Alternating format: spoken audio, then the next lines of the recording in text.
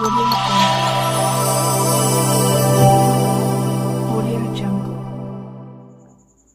नमस्कार विद्यार्थी मित्रांनो, स्वागत आहे आपल्या सर्वांचं करंट अफेअर्स बाय नितेश या यूट्यूब चॅनलमध्ये। आज आपण 4 व 5 एप्रिलचे करंट अफेअर्स आणि त्यासंबंधीचे प्रश्न बघणार आहोत। तुम्ही जर आपल्या चॅनलवर नवीन असाल तर चॅनलला सबस्क्राइब करायला विसरू नका। आजच्या व्हिडिओमध्ये एकूण प्रश्नसंख्या 15 असेल आणि शेवटी विचारलेल्या प्रश्नाचं योग्य उत्तर कमेंट करायला विसरू नका। व्हिडिओ शेवटपर्यंत बघा। प्रत्येक प्रश्न हा महत्त्वाचा आहे, सोबतच दिलेली माहिती पण तेवढीच महत्त्वाची आहे। बघूयात प्रश्न क्रमांक पहिला। देशातील पहिला त्रिदल तळ कोणत्या शहरात उभारला जाणार आहे? हा प्रश्न इम्पॉर्टंट आहे। या प्रश्नाचं योग्य उत्तर आहे पर्याय नंबर ए, मुंबई। या संबंधीची अधिक माहिती बघा। देशातील पहिला त्रिदल तळ उभारणी ठिकाण आहे मुंबई। तिन्ही सैन्य दलाच्या एकत्रित मोहिमासाठी याची उभारणी करण्यात येणार आहे आणि ही निर्मिती संरक्षण मंत्रालयाअंतर्गत करण्यात येणार आहे। वास्तवात याच धोरणाअंतर्गत अंदमान निकोबार येथे तिन्ही दलाचा संयुक्त कमांड अनेक वर्षापासून कार्यरत आहे आणि हे पण लक्षात ठेवा तुम्ही। असे स्थळ कोइंबतूर आणि गुवाहाटी या ठिकाणी पण प्रस्तावित आहेत। येथे सध्या तरी एकच प्रश्न अपेक्षित आहे, देशातील पहिला त्रिदल तळ कोणत्या ठिकाणी उभारण्यात येणार आहे? समोरचा प्रश्न बघा आता। प्रश्न क्रमांक 2, वेटलिफ्टिंग विश्वचषकात पदक जिंकणारी पहिली भारतीय खेळाडू कोणती? हा प्रश्न VIMP आहे। या प्रश्नाचं योग्य उत्तर आहे पर्याय नंबर बी, बिंद्या राणी देवी। या संबंधीची अधिक माहिती बघा। वेटलिफ्टिंग विश्वचषक 2024 IWF वर्ल्ड कप 2024 असं पण याला म्हटलं जातं। ठिकाण होतं फुकेट, जे की थायलंडमध्ये आहे।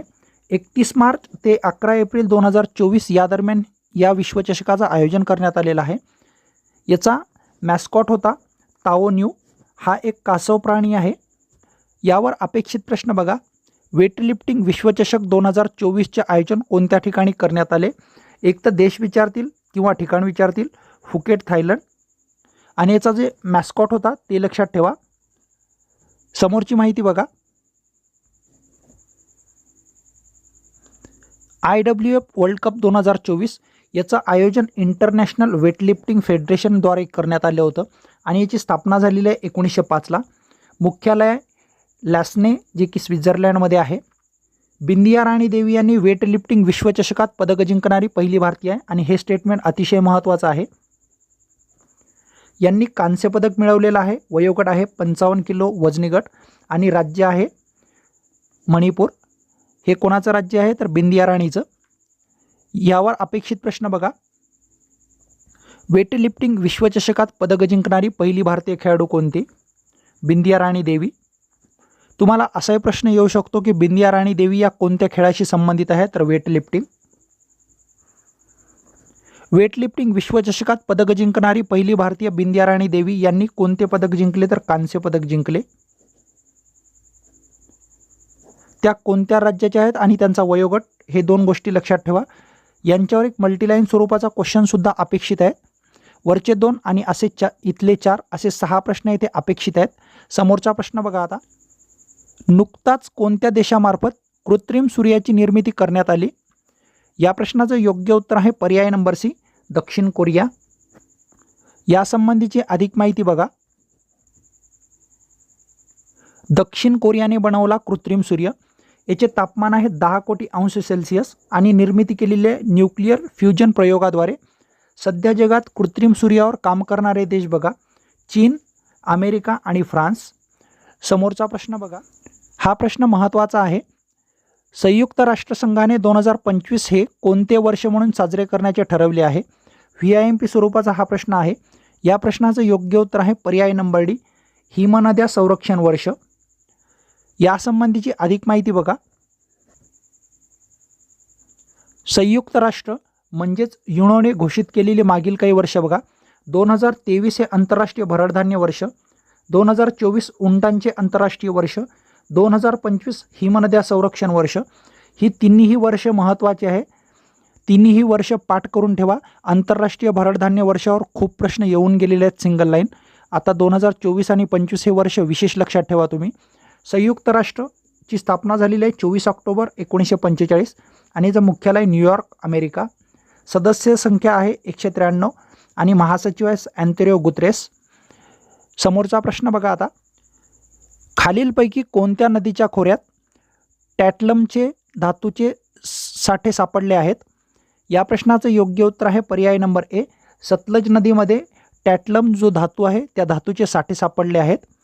नेक्स्ट प्रश्न बघा, प्रश्न क्रमांक 6, नुकताच प्रकाशित झालेल्या माहितीनुसार जगात सर्वात वेगवान 5G नेटवर्क कोणत्या देशात आढळते?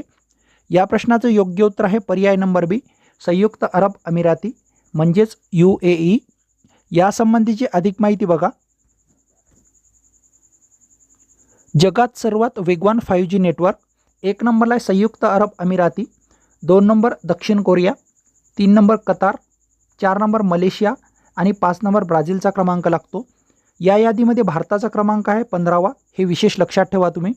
भारताच्या वरील एक देश आहे बल्गेरिया, ज्यांचा क्रमांक आहे 14वा. येथे 2 प्रश्न अपेक्षित आहेत. जगात सर्वात वेगवान 5G नेटवर्क कोणत्या देशात आढळते? तर संयुक्त अरब अमिरातीमध्ये. जगातील सर्वात वेगवान 5G नेटवर्कच्या देशांच्या यादीत भारताचा जगात कितवा क्रमांक लागतो? तर 15वा. समोरचा प्रश्न बघा आता, फोर्ब्स रिच लिस्ट आणि स्टॅटिस्टा यांच्या 1 एप्रिल 2024 रोजी प्रकाशित झालेल्या अहवालानुसार जगातील सर्वात श्रीमंत व्यक्ती कोण ठरली? या प्रश्नाचं योग्य उत्तर आहे पर्याय नंबर सी, बर्नार्ड अर्नॉल्ड. यासंबंधीची अधिक माहिती बघा. जगात सर्वात श्रीमंत व्यक्तींची यादी 1 एप्रिल 2024 नुसार ही यादी प्रकाशित केलेली आहे. 1 नंबर आहेत बर्नार्ड अर्नॉल्ड आणि कशाशी संबंधित आहे? तर LVMH या कंपनीशी संबंधित आहेत ते. 2 नंबर आहेत जेफ बेझोस, ॲमेझॉन कंपनीशी संबंधित आहेत हे. एलॉन मस्क, टेस्ला कंपनीशी संबंधित आहेत. 4 नंबर आहेत मार्क झुकेरबर्ग, मेटा म्हणजेच फेसबुकशी संबंधित आहेत हे. 5 नंबर आहेत लॅरी एलिसन, ओरॅकल या कंपनीशी संबंधित आहेत. 6 नंबर वॉरन बफे, बर्कशायर हायथवे या कंपनीशी संबंधित आहेत ते. आणि 7 नंबरला आहे बिल गेट्स, मायक्रोसॉफ्ट या कंपनीशी संबंधित आहेत ते. 1 नंबरची व्यक्ती लक्षात ठेवा, कारण आला तर त्यांच्यावरच प्रश्न येऊ शकतो आणि ते कोणत्या कंपनीशी संबंधित आहेत असा एक प्रश्न येऊ शकतो.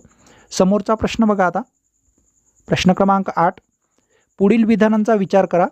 1 नंबरचं स्टेटमेंट बघा, भारतातील सर्वात मोठा व्याघ्र प्रकल्प नागार्जुन सागर आहे. हे स्टेटमेंट बरोबर आहे.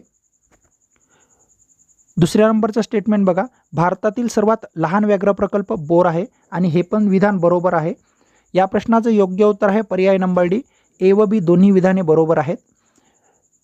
यासंबंधीची अधिक माहिती बघा. तुम्हाला वाटत असेल की भूगोलचा प्रश्न हा करंट अफेअर्समध्ये का घेतला? तर देशातील सर्वात मोठ्या व्याघ्र प्रकल्पातून महामार्ग जाणार आहे. सध्या देशात 54 व्याघ्र प्रकल्प आहेत. या महामार्गामुळे सध्या हा व्याघ्र प्रकल्प चर्चेत आहे. त्याच्यामुळे तुम्हाला यावर प्रश्न येऊ शकतो की भारतातील सर्वात मोठा व्याघ्र प्रकल्प कोणता आहे? सोबतच लहान पण व्याघ्र प्रकल्प लक्षात ठेवा. सर्वात मोठा व्याघ्र प्रकल्प आहे नागार्जुन सागर श्रीशैलम TR, जो की आंध्र प्रदेशमध्ये आहे. याचं क्षेत्रफळ आहे 3296 चौरस किलोमीटर. आणि सर्वात लहान व्याघ्र प्रकल्प आहे बोर व्याघ्र प्रकल्प, जो की वर्धामध्ये आहे महाराष्ट्रात, आणि याचं क्षेत्रफळ आहे 138 चौरस किलोमीटर. दोन्ही गोष्टी लक्षात ठेवा की सर्वात मोठा व्याघ्र प्रकल्प कोणता आहे आणि कोणत्या राज्यात स्थित आहे, आणि सर्वात लहान व्याघ्र प्रकल्प कोणता आहे आणि कोणत्या राज्यात आहे. विशेष म्हणजे महाराष्ट्रातील कोणत्या जिल्ह्यात आहे हे पण लक्षात ठेवायचं आहे तुम्हाला, वर्धा जिल्ह्यामध्ये आहे. समोरचा प्रश्न बघा, खालीलपैकी कोणत्या ठिकाणी आंतरविद्यापीठीय राष्ट्रीय युवा महोत्सवाचे आयोजन करण्यात आले? या प्रश्नाचं योग्य उत्तर आहे पर्याय नंबर ए, लुधियाना, पंजाब. यासंबंधीची अधिक माहिती बघा. आंतरविद्यापीठीय राष्ट्रीय युवा महोत्सव आयोजन केलं होतं लुधियाना, पंजाब या ठिकाणी आणि याची आवृत्ती आहे 37वी. याच्यात सहभागी विद्यापीठे बघा 137 विद्यापीठे यामध्ये सहभागी झाले होते आणि मुंबई विद्यापीठाने 7 सुवर्ण, 4 रौप्य आणि 2 कांस्य पदक जिंकलेली आहे. येथे अपेक्षित प्रश्न बघा, आंतरविद्यापीठीय राष्ट्रीय युवा महोत्सवाचे आयोजन कोणत्या ठिकाणी करण्यात आले? याची आवृत्ती लक्षात ठेवा. आणि या महोत्सवामध्ये मुंबई विद्यापीठाने किती सुवर्ण जिंकले हा 7 नंबरचा आकडा तुम्ही लक्षात ठेवा. असे 3 प्रश्न इथे अपेक्षित आहेत. समोरचा प्रश्न बघा, हा प्रश्न महत्त्वाचा आहे, याला स्टार मार्क करून ठेवा कारण याच्यावर येत्या परीक्षेत तुम्हाला नक्की प्रश्न दिसेल. नुकताच निधन झालेले जगातील सर्वात वृद्ध व्यक्ती जुआन विन्सेंट पेरेज मोरा कोणत्या देशाचे नागरिक होते? नाव अवघड आहे त्यांचं, पण नाव लक्षात ठेवा कारण हे नाव महत्त्वाचं आहे. या प्रश्नाचं योग्य उत्तर आहे पर्याय नंबर बी, व्हेनेझुएला. यांच्याबद्दलची अधिक माहिती बघा. जगातील सर्वात वृद्ध व्यक्ती जुआन विन्सेंट पेरेज मोरा यांचं निधन 3 एप्रिल 2024ला झालं होतं वयाच्या 114व्या वर्षी. Guinness book of world record होता 2022ला त्यांच्या नावावर की सर्वात वृद्ध व्यक्ती, हा सन्मान त्यांना मिळाला होता 2022ला. त्यावेळेस त्यांचं वय होतं 112 वर्ष आणि 253 दिवस. त्यांचा देश आहे व्हेनेझुएला आणि त्यांचा व्यवसाय आहे शेती. यांच्यावर 2च प्रश्न अपेक्षित आहेत की जगातील सर्वात वृद्ध व्यक्ती ज्यांचे नुकताच निधन झाले त्यांचं नाव काय आहे, आणि यांचं नाव देऊन यांचा देश विचारतील, जो की आपला प्रश्न घेतलेला आहे. असे 2च प्रश्न यांच्यावर अपेक्षित आहेत. समोरचा प्रश्न बघा. प्रश्न क्रमांक 11. जुडिथ सुमिनवा तुलुका कोणत्या देशाच्या पहिल्या महिला पंतप्रधान बनल्या? नाव अवघड आहे पण व्यक्ती महत्त्वाची आहे. हा प्रश्न इम्पॉर्टंट आहे. या प्रश्नाचं योग्य उत्तर आहे पर्याय number C, democratic republic of Congo. आणि यांची नियुक्ती काँगोचे राष्ट्रपती फेलिक्स शिसेकेडी यांनी केलेली आहे. तुम्हाला प्रश्न असा पण फिरवून येऊ शकतो, डेमोक्रॅटिक रिपब्लिकन ऑफ कांगोच्या पहिल्या महिला पंतप्रधान म्हणून कोणाची नियुक्ती करण्यात आली? कसाही प्रश्न आला तरी तुम्ही त्यासाठी तयार असले पाहिजे. समोरचा प्रश्न बघा. खालीलपैकी कोणाची निवड केंद्रीय निवडणूक आयोगाकडून युथ आयकॉन म्हणून करण्यात आली? या प्रश्नाचं योग्य उत्तर आहे पर्याय नंबर डी, आयुष्मान खुराणा. आत्तापर्यंत निवडणूक आयोगाकडून आयकॉन म्हणून 3 जणांची नियुक्ती केलेली आहे. ते 3ही जण महत्त्वाचे आहेत. खाली बघा ते 3ही जण. केंद्रीय निवडणूक आयोगाचे युथ आयकॉन म्हणून आयुष्मान खुराणा यांची नियुक्ती करण्यात आली. नॅशनल आयकॉन म्हणून राजकुमार राव यांची नियुक्ती करण्यात आली. तर राष्ट्रीय दिव्यांग आदर्श व्यक्तिमत्व किंवा राष्ट्रीय दिव्यांग नॅशनल आयकॉन म्हणून शीतल देवी यांची नियुक्ती करण्यात आलेली आहे. 3ही नावं महत्त्वाची आहेत. यांच्यावर कोणत्याही नावावर तुम्हाला प्रश्न येऊ शकतो. सगळे नावं तुम्ही पाठच करून ठेवा कारण हे अतिशय महत्त्वाचे आहे. याला IMP करून ठेवा. कोणत्या याच्यावर प्रश्न येऊ शकतो किंवा तुम्हाला ऑडमॅन आउट ओळखा असा एक प्रश्न येऊ शकतो किंवा जोड्या लावा स्वरूपाचा एक प्रश्न येऊ शकतो. समोरचा प्रश्न बघा. प्रश्न क्रमांक 13. 2023च्या आकडेवारीनुसार जगातील सर्वाधिक तेल उत्पादक देश कोणता? या प्रश्नाचं योग्य उत्तर आहे पर्याय नंबर ए, अमेरिका. यासंबंधीची अधिक माहिती बघा. जगातील सर्वाधिक तेल उत्पादक देश 1 नंबरला आहे अमेरिका. जागतिक उत्पन्नाच्या 12.9% अमेरिकेचा वाटा आहे. 2 number Russia, 3 number Saudi Arabia, 4 number Canada आणि 5 नंबरला इराकचा क्रमांक लागतो. पहिले 1 ते 2 देश लक्षात ठेवा. एक देश लक्षात ठेवला तरी काही हरकत नाही कारण त्यावरच प्रश्न येईल. समोरचा प्रश्न बघा. नुकताच कोणत्या ठिकाणी आंतरराष्ट्रीय संस्कृत परिषदेचे आयोजन करण्यात आले? या प्रश्नाला स्टार मार्क करून ठेवा. या प्रश्नाचं योग्य उत्तर आहे पर्याय नंबर बी, काठमांडू, नेपाळ. आंतरराष्ट्रीय संस्कृत परिषदेचं आयोजन भारत आणि नेपाळ या 2 देशांनी केलेलं आहे, हे पण लक्षात ठेवा. यासंबंधीची अधिक माहिती बघा. आंतरराष्ट्रीय संस्कृत परिषद आयोजन केलेलं आहे पॉलिसी रिसर्च फाउंडेशन, केंद्रीय संस्कृती विद्यालय दिल्ली आणि इंडिया फाउंडेशन दिल्ली यांनी. ठिकाण आहे काठमांडू, नेपाळ. याचा उद्देश महत्त्वाचा आहे, भारत आणि नेपाळमध्ये संस्कृत शिक्षणाला प्रोत्साहन देणे. येथे तुम्हाला 3 प्रश्न अपेक्षित आहेत. आंतरराष्ट्रीय संस्कृत परिषदेचे आयोजन कोणत्या ठिकाणी करण्यात आले? काठमांडू, नेपाळ. आंतरराष्ट्रीय संस्कृत परिषदेचे आयोजन कोणत्या 2 देशामार्फत करण्यात आले? तर भारत आणि नेपाळ, हे पण लक्षात ठेवा. आणि याचा उद्देश काय आहे? भारत आणि नेपाळ मध्ये संस्कृत शिक्षणाला प्रोत्साहन देणे. समोरचा प्रश्न बघा. प्रश्न क्रमांक 15. नुकताच घोषित करण्यात आलेल्या सायबर सिक्युरिटी इनिशिएटिव्ह प्रकल्पामध्ये कोणत्या देशाचा समावेश होत नाही?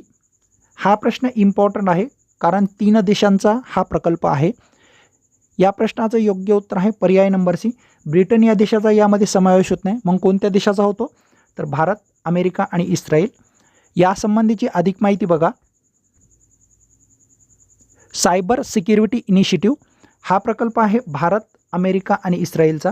याचा उद्देश आहे उद्योगामध्ये सातत्याने भेडसावणाऱ्या सायबर सिक्युरिटीचे धोके टाळणे. आणि याची घोषणा कधी करण्यात आली? इंटरनॅशनल बिझनेस समिट, जे की पुण्याला आयोजित करण्यात आलं होतं, त्या ठिकाणी या प्रकल्पाची घोषणा केलेली आहे. येथे 2 प्रश्न अपेक्षित आहेत. सायबर सिक्युरिटी इनिशिएटिव्ह हा प्रकल्प कोणत्या 3 देशाचा आहे किंवा ऑड मॅन आउट असा एक प्रश्न येऊ शकतो. आणि याची घोषणा कुठे करण्यात आली तर इंटरनॅशनल बिझनेस समिटमध्ये. किंवा तुम्हाला असाही प्रश्न येऊ शकतो, इंटरनॅशनल बिझनेस समिटचे आयोजन कोणत्या ठिकाणी करण्यात आले तर पुणे. मागील व्हिडिओमध्ये जो तुम्हाला शेवटचा प्रश्न विचारला होता त्याचं योग्य उत्तर बघा. कच्छतीओ बेटाचा वाद कोणत्या 2 देशादरम्यान आहे. या प्रश्नाचं योग्य उत्तर होतं पर्याय नंबर डी, भारत आणि श्रीलंका. आणि तुमच्यासाठीचा आजचा प्रश्न, देशातील पहिली जहाजावरील महिला डेक ऑफिसर म्हणून कोणाची नियुक्ती करण्यात आली. या प्रश्नाचं योग्य उत्तर कमेंट करायला विसरू नका. व्हिडिओ आवडल्यास व्हिडिओला लाईक करा. चॅनलवर नवीन असाल तर चॅनलला सबस्क्राईबही करू शकता. भेटूयात पुढच्या वेळेस एका नवीन व्हिडिओसह. धन्यवाद.